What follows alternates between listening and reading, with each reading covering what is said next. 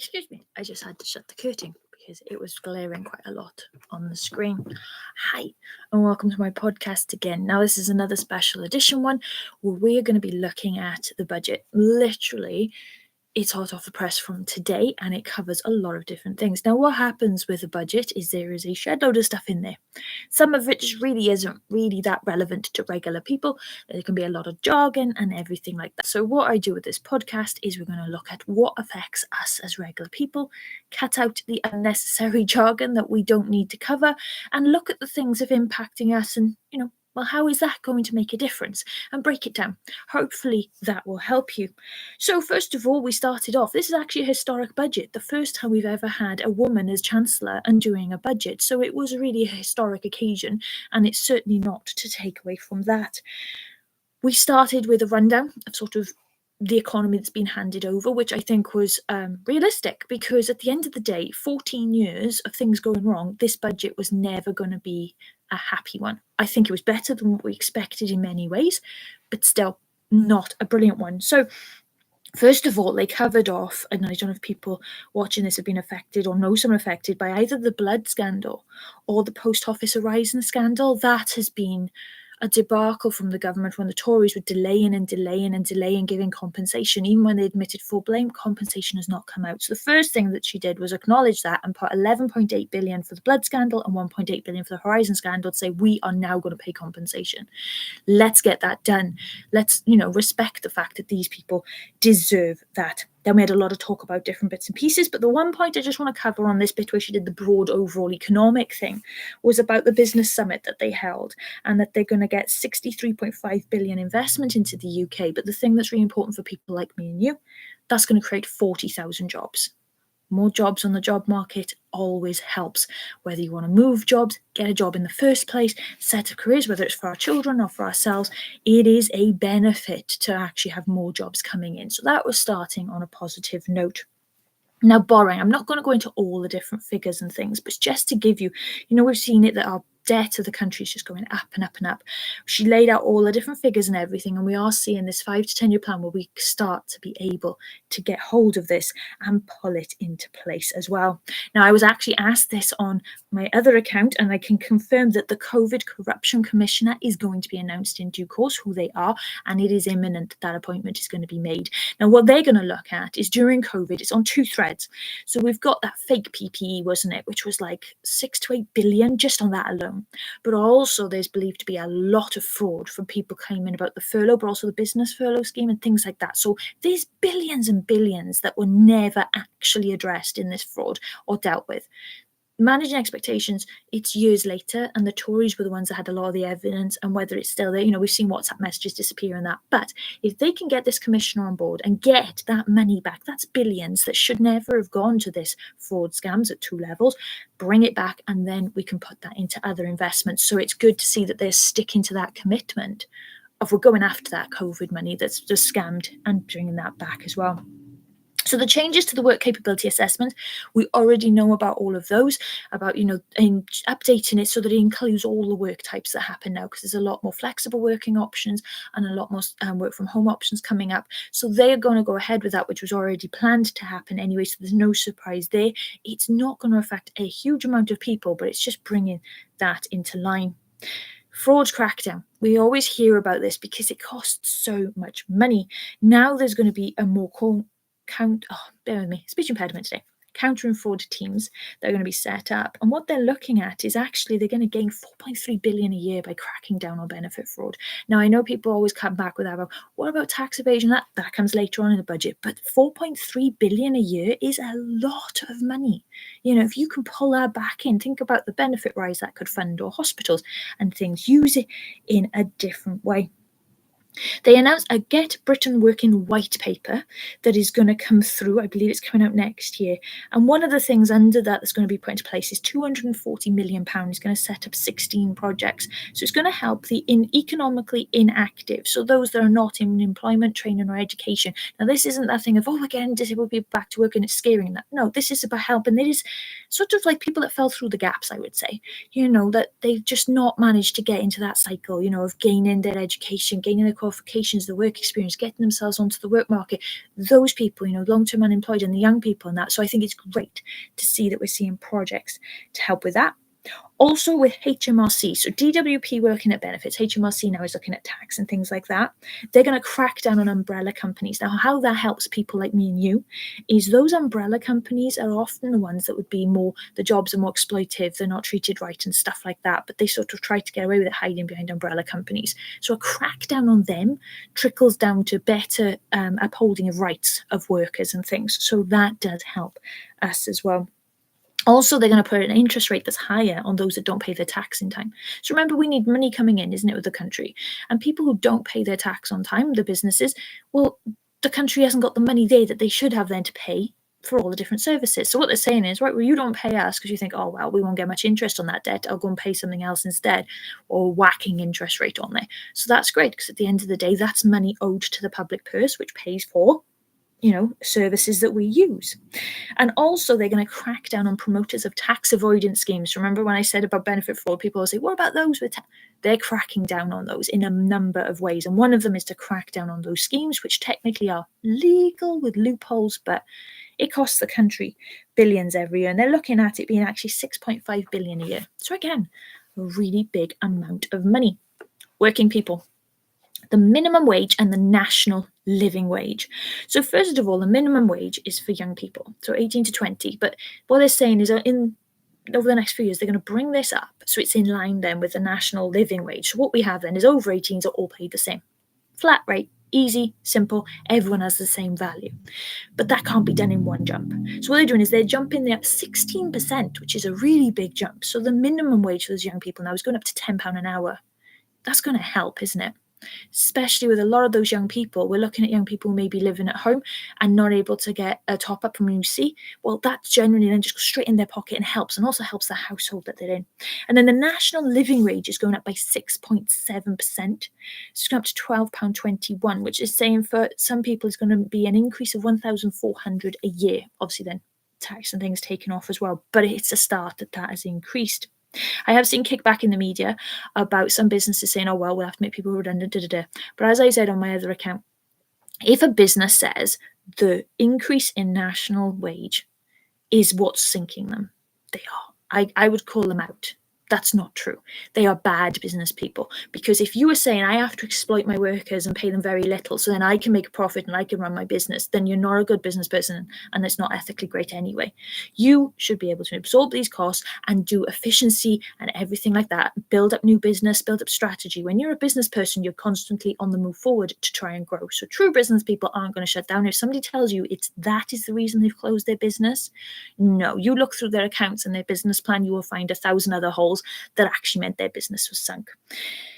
The low pay commission is looking now, when they look at increasing this, they're going to actually factor in things like cost of living. So this 6.7% increase is more than what we would have had if we were under the old system. And it looks like it's going to be an ongoing thing, which again, regular people is going to help. Carers allowance. This was an interesting one that I think is going to help a lot of people. So for those who don't know, you have carers allowance and then you get carers element on UC. Now, when you have carers element on UC, the income is about the taper rate and everything like the rest of UC. But on carers allowance, there's this income threshold.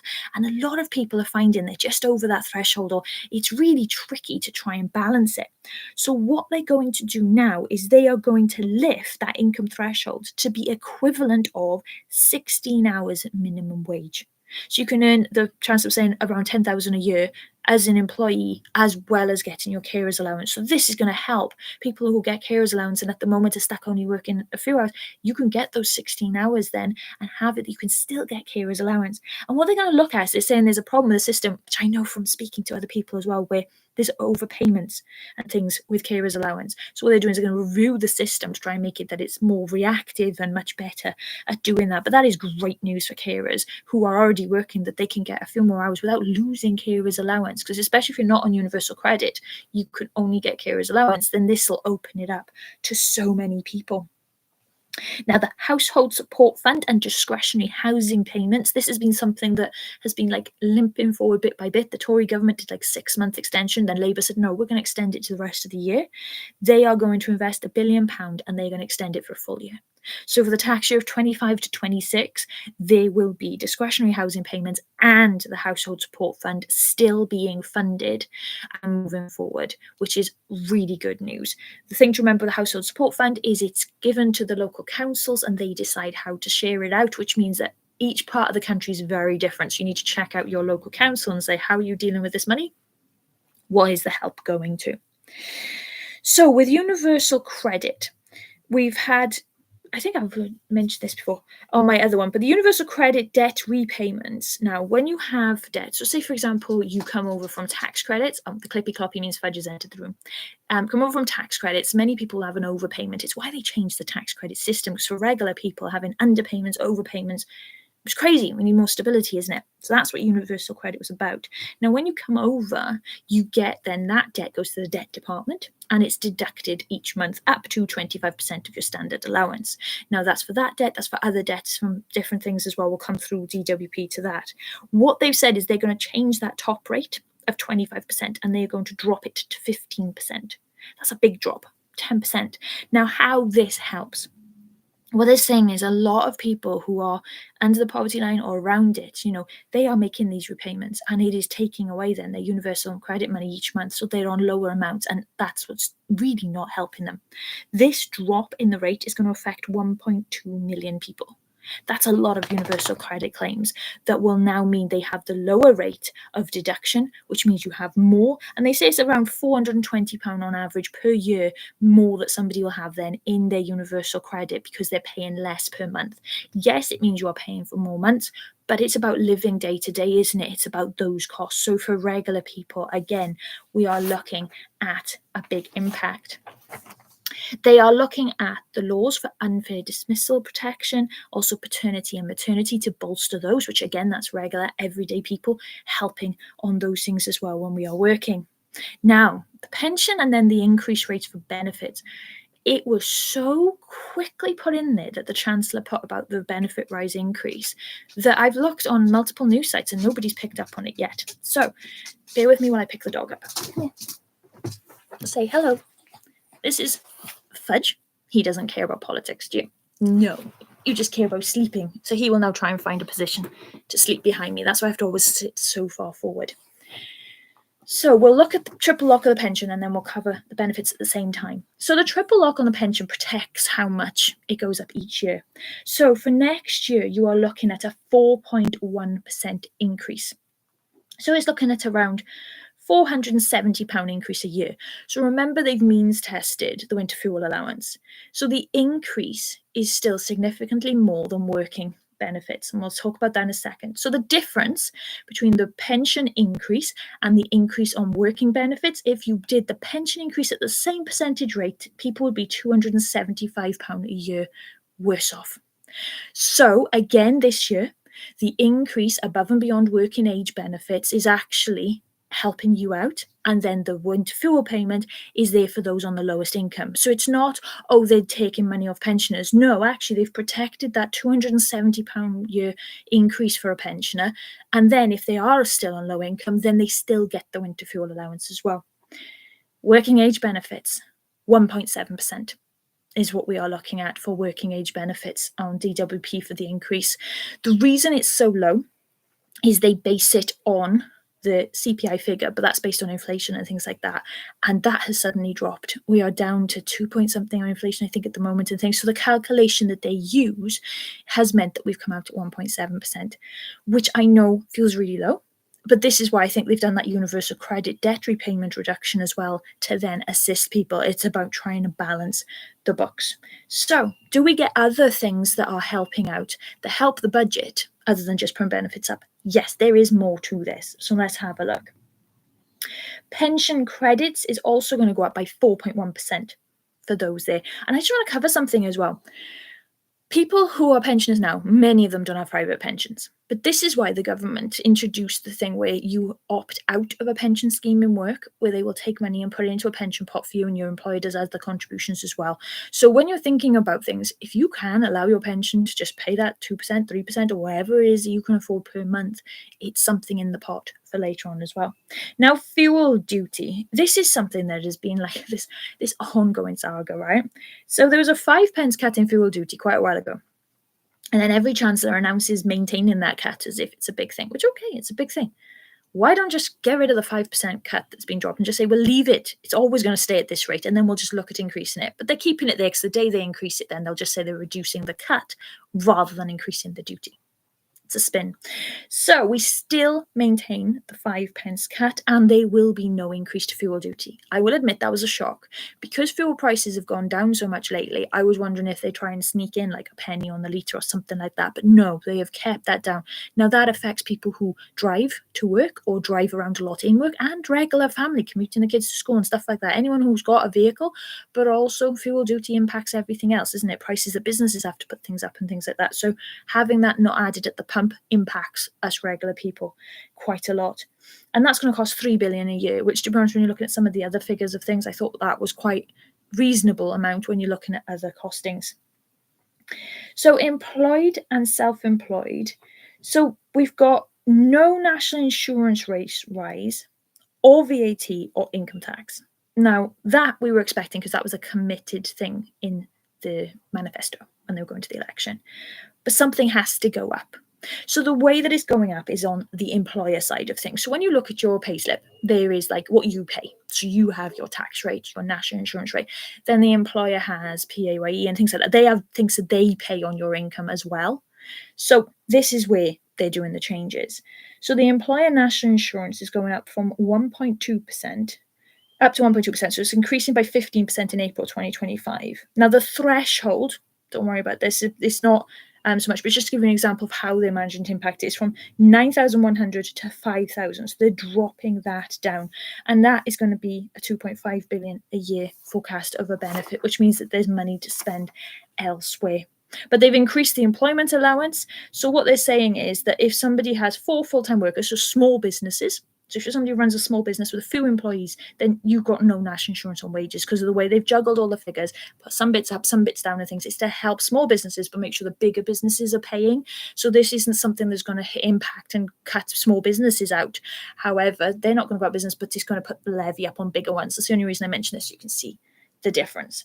Now, capital gains tax, the thing that probably impacts most of us is about residential homes. Not myself, I don't own, but if you do, if you make capital gains on that, that is being kept at the same rate. Now, inheritance tax, only 6% of estates where people pass away actually pay inheritance tax. So it affects only a few, but because of the rate that property and things have gone up, sometimes more regular everyday people who wouldn't normally even think that was anything that's come into them may end up having an issue with it because the property may be worth a lot of money. So they've done a threshold freeze till 2030. Now, the 325k, the first part of it is tax-free. That's why most estates don't have more than that. You know, it's like people pass, and if there's a couple of grand, that's seen as a lot to be left. There is nothing there, so we don't pay tax. So it's for the bigger estates. And also it's 500k if it includes a residence, and then £1 million tax-free allowances if you pass to a partner. So if you're in a marriage or a civil partnership. The reason I mention this, because everyday people, a lot of people are saying, I don't see the need for a civil partnership or a marriage. We're a couple, we're in love, and we're happy like that. We're common law, husband and wife. Now, or wife and wife or husband, whichever combination. But common law doesn't mean anything legally. And it's absolutely fine if you don't want to get married. But this is one of the things to consider is the inheritance tax allowance if you are in a civil partnership or married. Because if it's passed that way, you've got that 1 million allowance. Also, the other thing, not to do with the budget, but just while we're on this topic, if you are with someone and you are their loved one, but you are not legally married or in a civil partnership, you may not end up being the next of kin to make decisions on their care and stuff like that. I've seen situations where that's happened, where one of the children is actually next of kin, not the partner. So it's just to think about these things. Regular people impacts regular things in daily life, isn't it? Just to mention that for people to have a look at. Business rates. Now, it doesn't really matter to us as regular people, many business rates, but it's how it affects the industry. So what they're looking to do is to put a 40% relief on retail, hospitality and leisure. They're trying with business rates to help those type of industries to stay afloat, which is good because a lot of people are employed in this sector, an awful lot.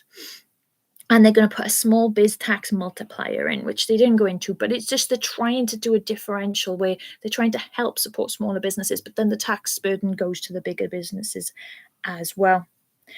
So the alcohol duty on draft is going to go down by 1.7%. So you save a penny on the pint. I don't think we're going to really notice that very much, but it's seen as helping the pub industry. I just always find it funny. It sounds really, 1.7%. Oh, a penny on the pint. Okay, but something is better than nothing. And they're looking at putting duty up on the non-draft alcohol with the KPI rate as well. Now, something that affects us not necessarily personally, but again, remember we said about, benefit fraud's being cracked down on, and so is tax avoidance. Well, the other thing they're cracking down on, which is tax avoidance, is the nom-dom status. So we may not really be regular people who have nom-dom status. However, we're impacted when those tax dodges happen, because those tax dodges usually are in the millions per person. So they're going to abolish the nom-dom tax relief from April next year. It's gone. It'll be interesting to see how many Tories get affected by that. They are going to do a resident-based scheme, which is going to have a taper rate and things like that, but it's going to be tailored more and it will bring more into the public purse. Also, they'll extend to 3 years the temporary repatriation. Oh, my speech impediment got around that one. Deal as well. But what they are saying is it's looking at £12.1 billion in 5 years will be brought into the public purse by the changes that they are making. That's a lot of money in 5 years. I will never make that money in a whole flipping lifetime. Never mind in 5 years. The tobacco escalator. They use this word escalator quite a lot, but what's going to happen is as well, vapes from October 26th, they're going to start getting a levy put on them as well. And the soft drinks levy is going up. We know that sugar tax is the other word that they call it.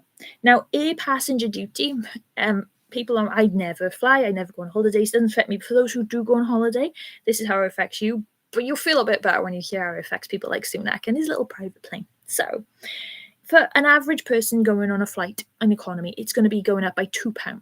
So when you pay for your journey to, I don't know, where's the hot topics at the moment? Is it still Spain? I know Mexico's getting popular and things like that. So when you're flying economy, you're seeing £2 on your ticket. So it's not a huge increase. But if you're on your private jet, darling, with your champagne and your friends, it's going up £450 per passenger on a private jet. So again, we're seeing more of a fair distribution of the tax burden because regular flights economy are getting a lower amount, and then private jets, which is an absolute luxury that Sunak, you should go and see his luxury private jet bill that he put in while Prime Minister. It is eye-watering. There will be a levy on that. So when all these rich people are running around with their nom-dom status and their private jets, they're paying more. Those who have more should pay more into the system.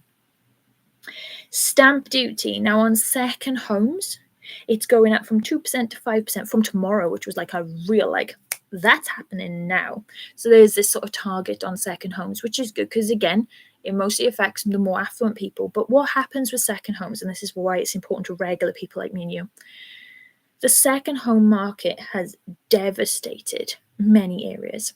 Some areas it will be about the rental market because people have all second homes, they turn them to Airbnbs and then it drives up the rental market. The other thing is as well, is it's driving up house prices because people are buying the second homes. There's more demand for homes and driving it up, especially in certain locations. And it means that the locals just trying to buy in that area is just so difficult. So anything that is starting to put more of a burden on the second homeowner instead of the primary homeowner will open up then more people coming through too. Now, 94% of kids are in state schools. So I was a state school kid and most kids are. But what they're doing now with private schools is that VAT is going to be applied on the private school fees from January 2025. And from April 2025, their business rates relief is going to be stopped as well.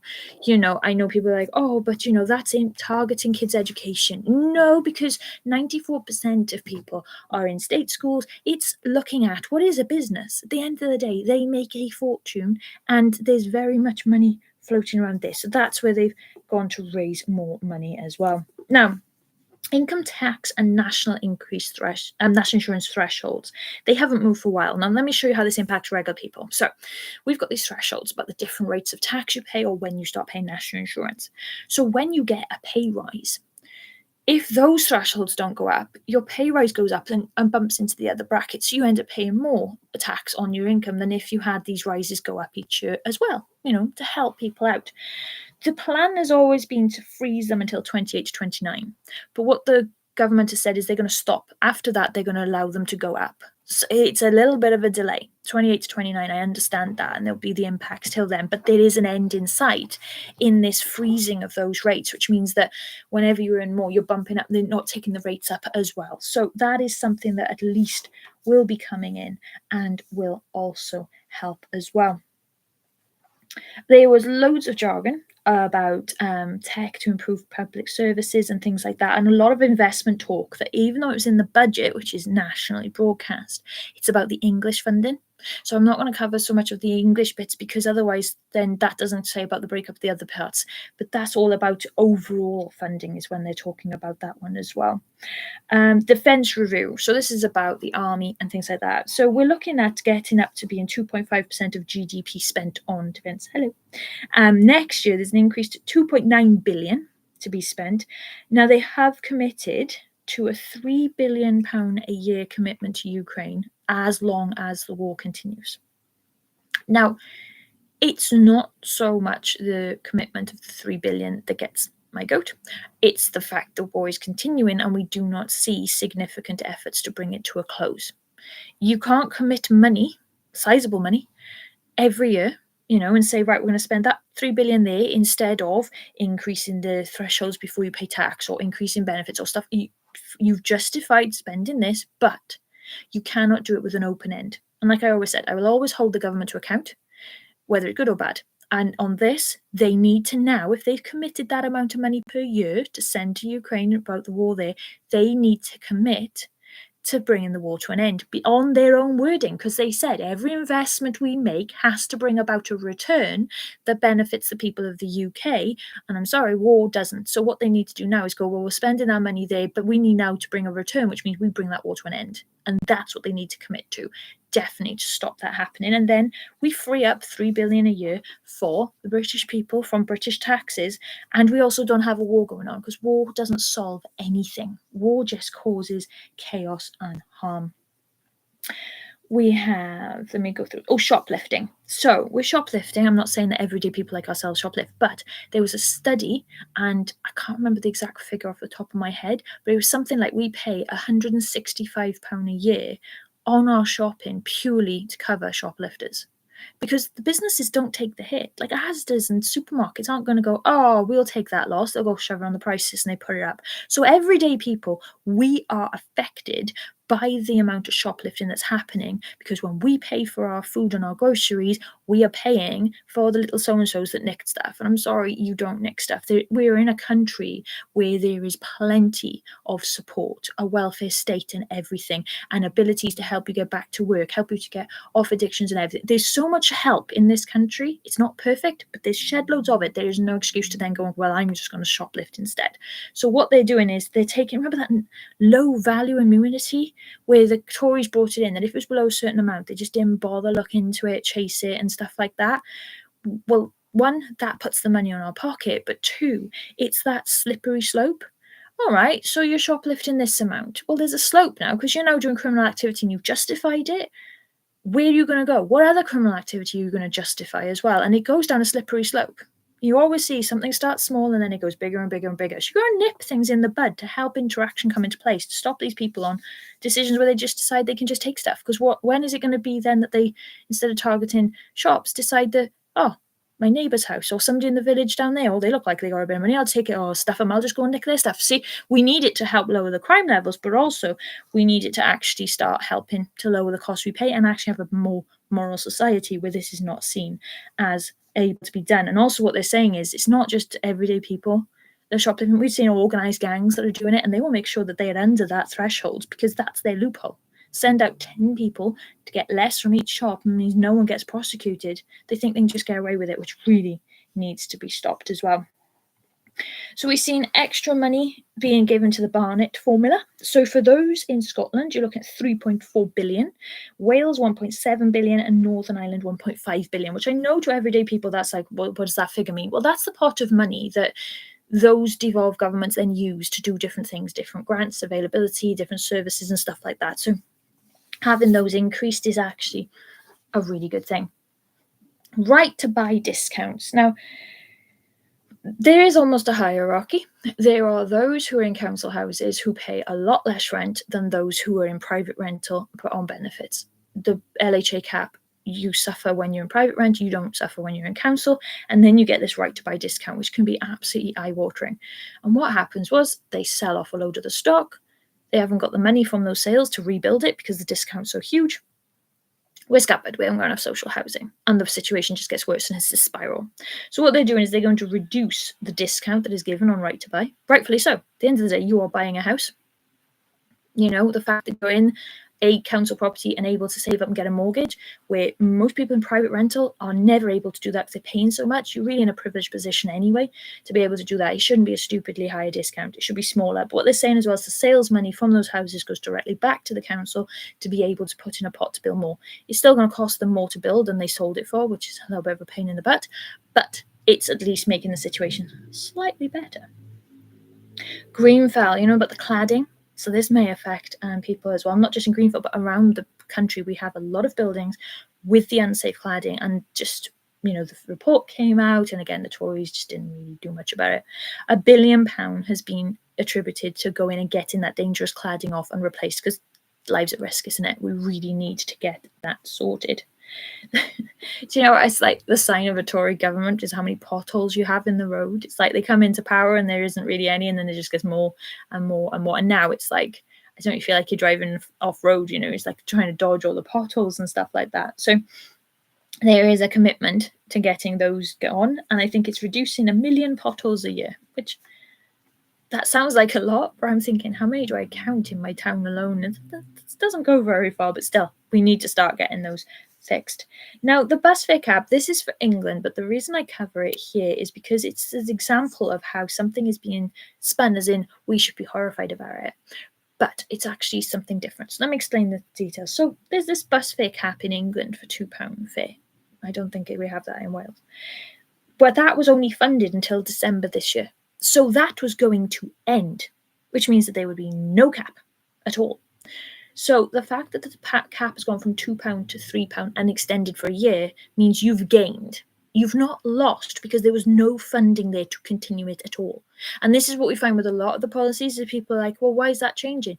Actually, the Tories never funded it long enough. It was always a temporary measure, like the household support fund and that. So now that's been extended. So these things are being extended. And in this, then you have to pay a little bit more, but it's better than if you actually don't have to. And somebody commented on my video about this morning and said, actually, I'm paying less now than I paid. Even at £3, I'll pay less than I paid in 2019. So it's inflation busting prices. So that is really helpful. We're getting 300 new hydrogen projects. And how does that help regular people? More stability in that, with energy ongoing, but also investment in areas and jobs. So not only is it creating jobs, but think about the ripple effect. Those people are employed, there's more money in the area, but then those people need to buy their lunch somewhere. Those people need to get different things, and it actually boosts a lot more. The ripple effect then can be affecting small businesses right through our community and actually regenerating our community as well. There's a warm home plan. So this is going to cost £3.4 billion over 3 years and covers 350,000 houses that are either low income or social housing. So it's not just social housing, it's going to be low income houses as well, to make them more insulated and more warm. GB Energy starts next year. Again, this is a medium to long-term benefit for the country, but having our own country-run business that then does this is, in the long term, we're looking at sustainable energy, but also then being able to drive down costs, but not be influenced by external markets and things like that. Schools, we're looking at 1.4 billion to rebuild 500 schools and 2.1 billion to help with school maintenance, because we've seen it. It's not just the rack. I know they say about the rack and the concrete issues.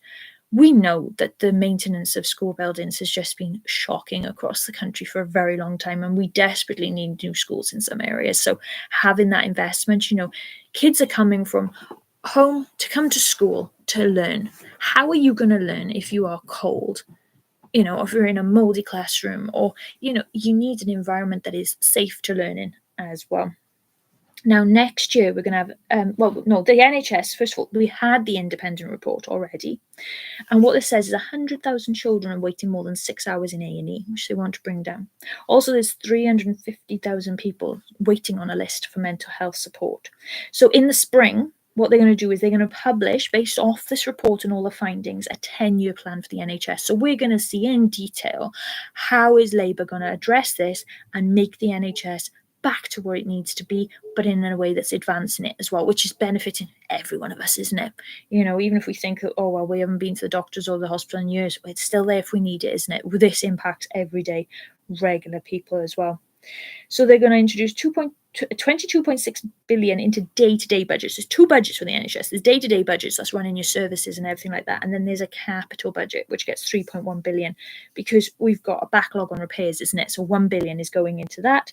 And then 1.5 billion is going into new beds and capacity for tests and diagnostic hubs. So it's about getting that turnaround, isn't it? Because it's horrific how long the wait is to be diagnosed with different things. And unless you're diagnosed, you can't go on the next step, which is get treatment. And some illnesses, particularly cancer, it's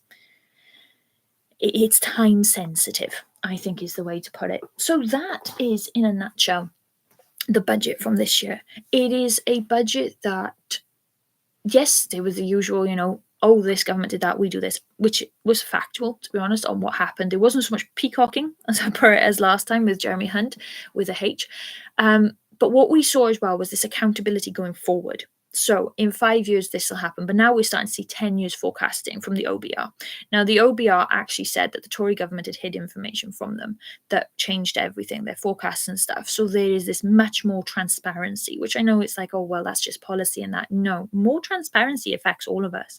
Remember, the lack of transparency in the last government was how we had the PPE scandal, how we had all this deficit being run up and how we had stupid things happening and stuff like that. There was no accountability, crashed the pound and things. So more transparency is actually a good thing for regular people like us. And if you're like, well, how does that affect us? Liz Truss, when she crashed the pound, it cost us £5 on a tank of fuel. That was just an illustrative of one price. It impacted loads of other prices as well. And in the meantime, millionaires and billionaires investors made a fortune of crashing the pound, because it's actually one way to make money is to sink a currency and then bounce it back up again. So we do need more transparency and more stability as we go through. I hope you enjoyed this podcast, and please subscribe to this account. I have got other podcasts. I try to do one every week if I have the time, of regular things that are popping up in the news, but we do special edition ones. Like this is a special edition about the budget. I've done one about PIP points. Upcoming will be one about PIP evidence, and also about going through the PIP form. And if there's a special podcast that you would like to have done, please pop in the comments the topic you would like covered, and I will have a look into that. And as we see different things come up with the government, we'll do different ones, like the plan for the NHS in the spring. We'll cover it in sort of, right, how does it affect regular people terms in a podcast here as well, trying to break things down so that it's understandable for the everyday people. But I think after that budget, unlike the other budget when I was like, oh my gosh, 15 billion a year they're borrowing to give these billionaires another tax cut, and then they cut not giving this properly, I didn't feel that this year. It felt a little bit more of a balance where it was actually the rich are paying more as well as everyone. And when we looked at the finances of the country, I did think it was going to be worse than what it was. So hope is here, and let's see how we go ongoingly. Stay safe, have a great week, and I will see you again soon.